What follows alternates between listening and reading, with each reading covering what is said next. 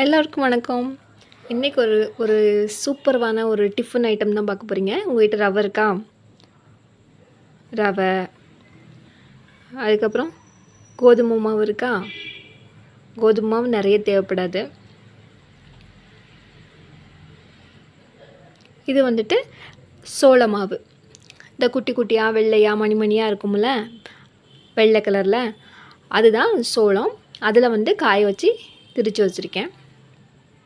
இது வந்துட்டு ரேஷன் கடையில் கொடுக்குற பச்சரிசி, அதில் தான் கழுவி காய வச்சு திரித்து வச்சுருக்கேன். இது நான் ஒரு ரெண்டு மாதத்துக்கு ஒரு தடவை திரித்து வச்சுப்பேன். இப்போது ரவையை வச்சுன்னா ரவா தோசை தான் செய்ய போகிறோம். இப்போது என்கிட்ட ஒரு 2 கப் அளவுக்கு ரவை இருக்குது. 2 கப்பு ரவை. இது வந்து என்னோடய ஸ்டைலில் ஒரு ரவா தோசை. இந்த மாதிரி ஒரு ரவா தோசை செஞ்சு பாருங்கள். உங்கள் வீட்டில் எப்படா மாவு முடியுதுன்னு காத்துக்கிட்டு இருப்பாங்க. நான் ஒரு நாள் மாவு இல்லாத டைமில் இதை ட்ரை பண்ணி பார்த்தேன். என் ஹஸ்பண்டுக்கு ரொம்ப பிடிச்சிருந்தது. அதனால் இது ஒரு ஒரு 10-15 நாளுக்கு ஒரு தடவை நான் செஞ்சிருவேன் ஒரு டிஃபன் ஐட்டமாக. ஒரு 3/4 கப் அளவுக்கு சோள மாவு.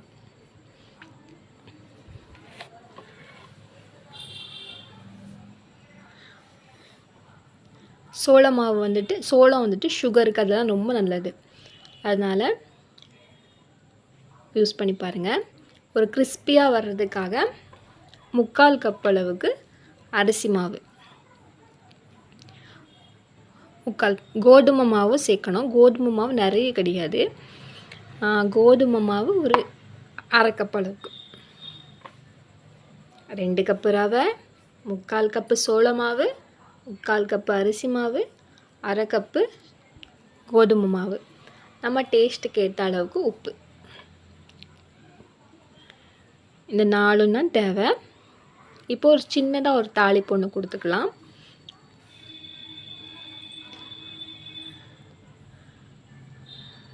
எண்ணெய், 1 ஸ்பூன் எண்ணெய். இதுக்கு வந்துட்டு மிளகு வேணும். மிளகு வந்து ஒரு சின்ன 1 ஸ்பூனு மிளகு, 1 ஸ்பூனு சீரகம், கடலைப்பருப்பும் போட்டுக்கணும். இப்போ நான் போடலை. கடலைப்பருப்பு போட்டால் இன்னும் நல்லா வாசமாக இருக்கும். கடலைப்பருப்பும் போட்டுக்கோங்க. ஒரு மீடியம் சைஸு ஒரு பல்லாரி வெங்காயம், ஒரு கேரட்டு நல்லா வதக்கிட்டு, நல்லா வதக்கணும்னு அவசியம் இல்லை, ஓரளவுக்கு நல்லா ஒரு காவாசி வதக்கிட்டு உப்பு கொஞ்சம் போட்டுக்கணும். இதுக்கு ஏற்ற அளவுக்கு போட்டு வதக்கிட்டு, நம்ம அந்த மிக்ஸ் பண்ணி வச்சுருக்கோம்ல மாவு, வாசனைக்கு கொஞ்சம் கருவேப்பிலை போட்டிருக்கேன். இதில் நீங்கள் பீன்ஸும் வேணால் ஆட் பண்ணிக்கலாம். பீன்ஸு, கோஸும் வேணால் ஆட் பண்ணிக்கலாம். இப்போ அந்த மாவில் இந்த ஒரு தாளிப்பை மிக்ஸ் பண்ணிவிட்டு தண்ணி கலந்துக்கிடுறேன். தண்ணி வந்துட்டு ஒரு 1/2 செம்பளவுக்கு தண்ணி ஊற்றிருக்கேன். நல்லா கட்டி இல்லாமல் நல்லா மிக்ஸ் பண்ணி விடுங்க.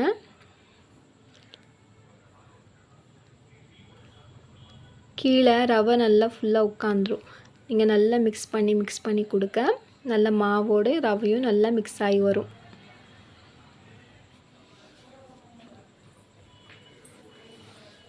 பண்ணிவிட்டு பார்த்தீங்களா, இதில் மேக்ஸிமம் வந்துட்டு ரவை தான் அதிகமாக இருக்குது. சரியா? ரவை தெரியுதா? ரவை தான் அதிகமாக இருக்குது. நமக்கு இன்னும் தண்ணியை ஆட் பண்ணணும். 1/2 செம்பு தண்ணி ஊற்றணும் ஃபஸ்ட்டு. இப்போ இன்னொரு 1/2 செம்பு அளவுக்கு நான் தண்ணி ஊற்றிக்கிடுறேன். ஊற்றிட்டு நல்லா மாவை மிக்ஸ் பண்ணி விட்ருங்க. கீழே வந்துட்டு நல்லா ரவை ஃபுல்லாக இருக்கும். நல்லா மிக்ஸ் பண்ணி விட்ட பிறகு ஒரு 1/2 மணி நேரம் ஊற விட்டுறணும். நல்லா 1/2 மணி நேரம் ஊறும் போது ரவை நல்லா பொதுமி வரும். உடனே போட்டால் நல்லா இருக்காது. நல்லா 1/2 மணி நேரம் ஊறணும். பார்த்திங்களா? இதை ஊறுற டைமில் வந்துட்டு தக்காளி சட்னிக்கு ரெடி பண்ணிக்கிறேன். இதை மூடி வச்சிடலாம். இப்போ தக்காளி சட்னிக்கு ஒரு 2 பல்லாரி 2 பல்லாரிங்க, ஒரு தக்காளி போட்டு ஒரு 10 பல்லு பூண்டு, ஒரு ஒரு சின்ன துண்டு இஞ்சி, கொத்தமல்லி, ஒரு 10 வரமிளகாய் போட்டு நல்லா வதக்கி எடுத்துருக்கேன். வதக்கிட்டு இதை ஒரு சின்ன தாளிப்பு கொடுத்து அரைச்சிட்டு சின்ன தாளிப்பு கொடுத்துக்கலாம்.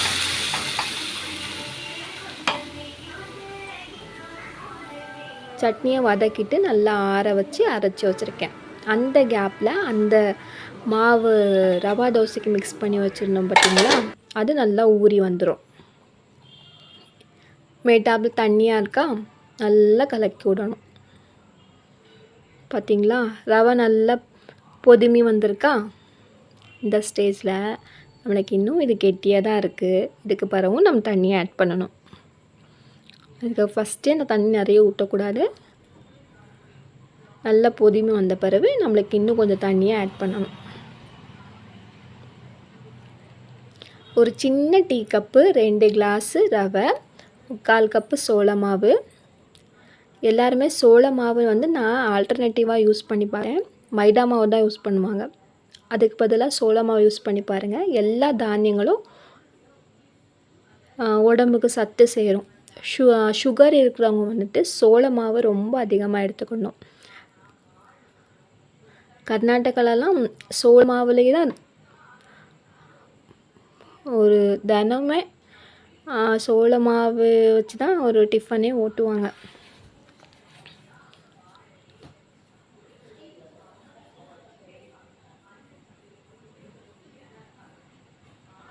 சோள மாவில் நிறைய வெரைட்டி ஃபுட்டு நீங்கள் பார்ப்பீங்க. இப்போது கல்லுன்னு நல்லா கொஞ்சம் கீழே நல்லா எண்ணெய் தடவிட்டு நல்லா ஹை ஃப்ளேமில் வச்சு கொஞ்சம் தண்ணி தெளித்து விட்டுக்கோங்க. விட்டுட்டு மிக்ஸ் பண்ணி வச்ச அந்த ரவா தோசைக்குள்ளே மாவு இருக்குல்ல, நம்ம தோசை ஊற்றுற மாதிரி ஊற்றி தேய்ச்சி விடக்கூடாது. கல்லில் நம்ம தொளிச்சு தான் விடுற மாதிரி இருக்கணும். அப்படியே மேட்டாப்பில் ஊற்றணும். கல் மேலே நல்லா ஊற்றி ஒரு சின்ன கேப் வரும். அந்த கேப் வேணால் இருக்கட்டும்.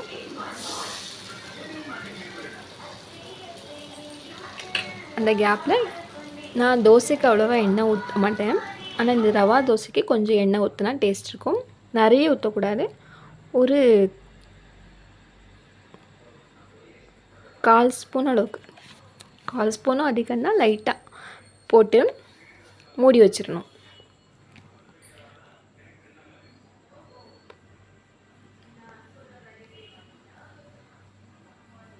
மூடி வச்சுட்டு இப்போ பாருங்கள், இதுதான் நல்ல ஸ்டேஜ். சைடெல்லாம் நல்லா ப்ரௌன் கலரில் தெரியுதா. இந்த ஸ்டேஜில் தோசையை திருப்பி மாற்றி விடணும். எப்படி வருது பார்த்திங்களா. இந்த அளவு கரெக்டாக இதே அளவுக்கு போட்டால் தோசை உள்ள அழகாக வரும்.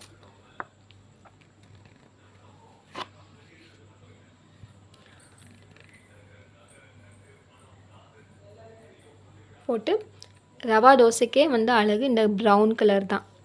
அந்த ஒரு பேப்பர் மாதிரி இருக்குது பார்த்திங்களா, கிறிஸ்பியாக, ஒரு பக்கம் கிறிஸ்பியாக ஒரு பக்கம் மெதுவாக இருக்கும் தோசை. ட்ரை பண்ணி பாருங்கள். நான் வந்து இது இட்லி தோசைக்கெல்லாம் மாவு இல்லாத டைமில் தான் இந்த மாதிரி ஒரு தடவை ட்ரை பண்ணேன். இது வந்து என்னோடய ஸ்டைலு ரவா தோசை. ஆனால் ஹோட்டலில் சாப்பிட்டா அதே டேஸ்ட் தான் வரும்.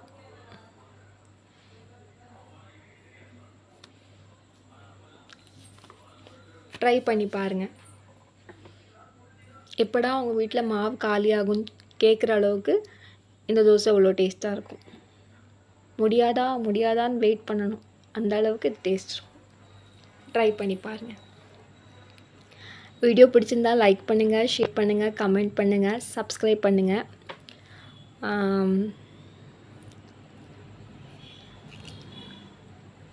இப்போ பார்க்கலாமா.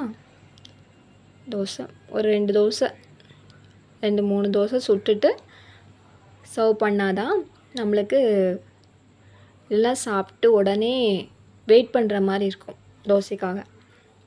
ஏன்னா இந்த ரவா தோசை வந்துட்டு கொஞ்சம் லோ ஃப்ளேமில் தான் போட்டு எடுத்தால் தான் நல்லா அழகாக வரும். பார்த்திங்களா, இந்த ப்ரௌன் கலர்.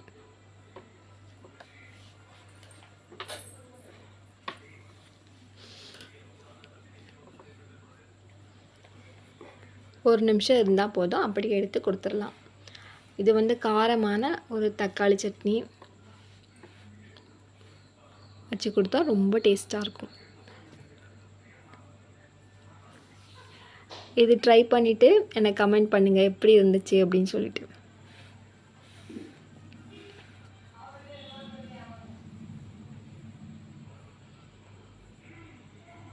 சரி, இப்போ சட்னி வச்சுட்டு என் ஹஸ்பண்டுக்கு நான் கொடுக்க போகிறேன். பாருங்கள், இது பார்க்கும் போதே எவ்வளோ கிறிஸ்பினஸ் தெரியுது அப்படின்ட்டு. பாருங்கள், உங்களுக்கு தொட்டு காமிக்கிறேன். பார்த்தீங்களா?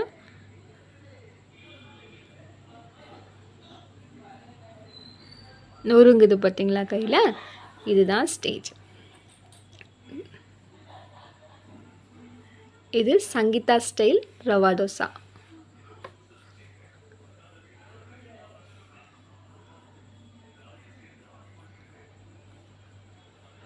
என் ஹஸ்பண்டுக்கு சாதா தோசைலாம் சாப்பிட்றதோட இந்த ரவா தோசைனா ஒரு 2-3 சேர்த்து சாப்பிடுவாங்க. ஏன்னா அவ்வளோ டேஸ்ட்டாக இருக்கும். அதனால் ஒரு 10 நாளுக்கு ஒரு தடவை நான் இந்த தோசை ஒன்று ட்ரை பண்ணுவேன். இதில் வந்து எல்லா காய்கறிகளும் சேரும். அதனால் உடம்புக்கு வந்துட்டு நார் சத்தும் கிடைக்கும்.